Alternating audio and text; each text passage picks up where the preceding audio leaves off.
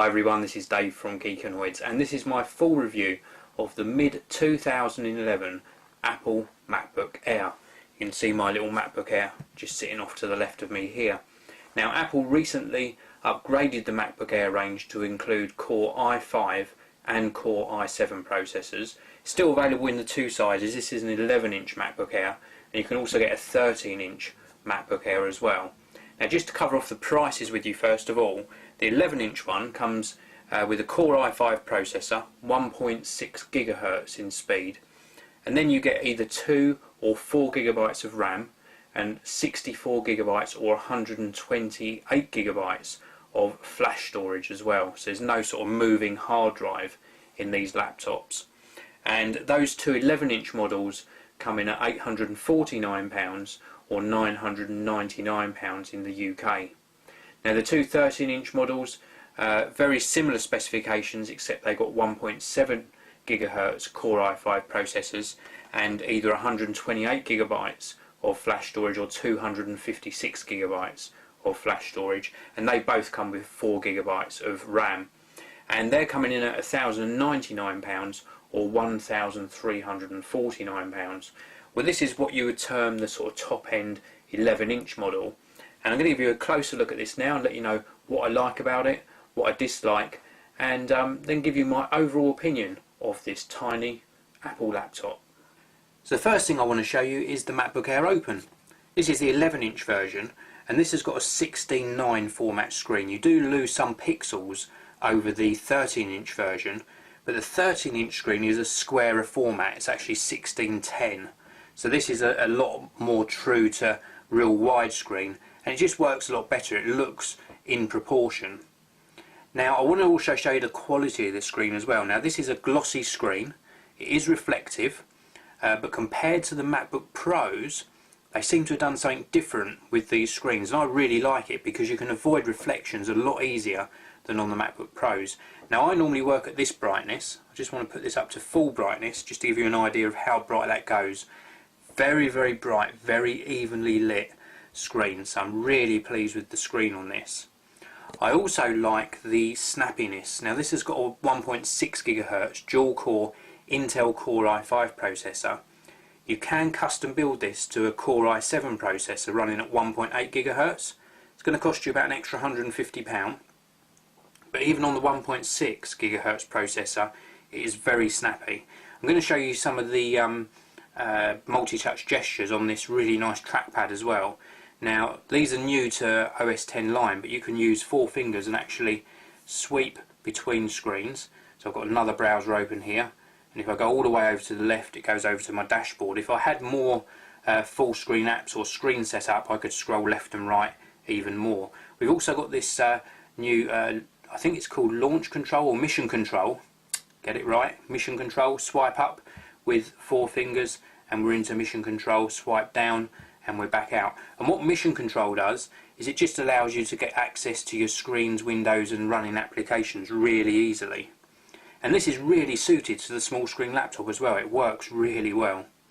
Now, there's also Launchpad, which if we pinch in, it gives us an interface similar to what we've been used to on the iPad and the iPhone and iPod Touch, where we can click on these applications. We can even drag one on top of the other, and it creates a folder.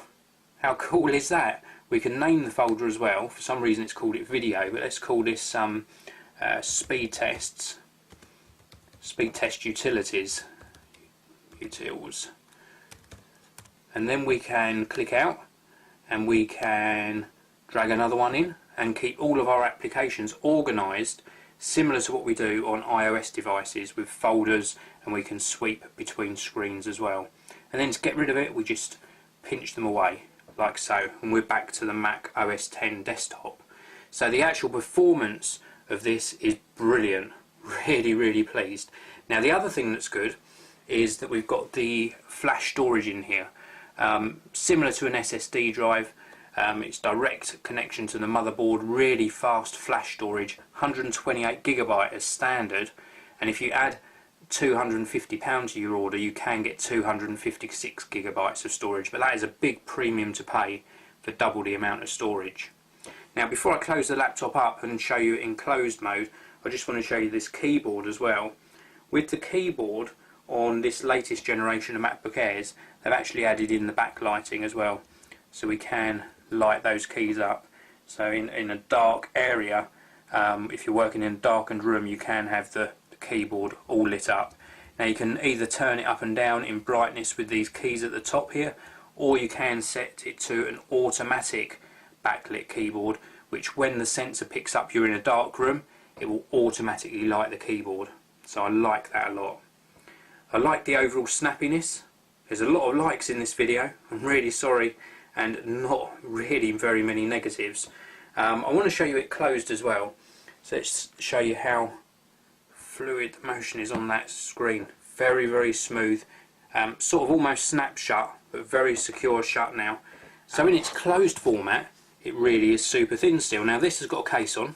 People do criticise me for reviewing stuff in a case, but I want to show you how I use it, not how somebody who just carries around a naked laptop uses it.